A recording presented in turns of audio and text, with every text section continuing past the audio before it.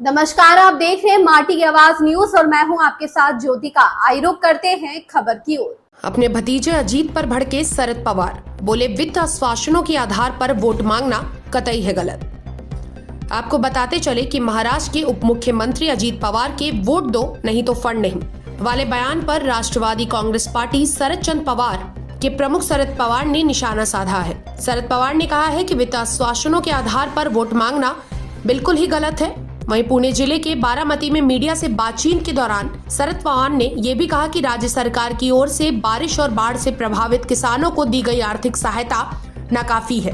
गौरतलब है कि राष्ट्रवादी कांग्रेस पार्टी के अध्यक्ष अजीत पवार ने पिछले हफ्ते बारामती के मालेगांव में मतदाताओं से कहा था कि अगर वे उनके पार्टी के उम्मीदवारों को चुनते हैं तो वे फंड की कभी भी कमी नहीं होने देंगे, लेकिन अगर वे उन्हें नकारते हैं तो वे भी नकार देंगे। आपको बता दें कि महाराष्ट्र में अलग अलग स्थानीय निकायों के चुनाव 2 दिसंबर को होने वाले हैं।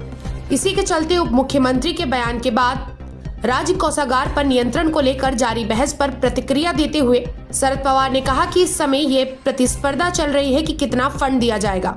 उनके द्वारा ये भी कहा गया कि काम के आधार पर वोट मांगने के बजाय वित्त आश्वासनों पर वोट मांगे जा रहे हैं। ये सही नहीं है। अगर चुनाव जीतने का लक्ष्य सिर्फ वित्तीय पहलुओं को सामने रखना है तो ऐसी टिप्पणियों की क्या आवश्यकता है। हाल ही में राज्य के कुछ हिस्सों में भारी बारिश के कारण हुए नुकसान पर बात करते हुए राकपा प्रमुख ने कहा कि किसानों को पर्याप्त मदद की आवश्यकता थी। उन्होंने कहा कि राज्य ने किसानों के लिए 1 वर्ष तक कर्ज वसूली रोकने का फैसला लिया है।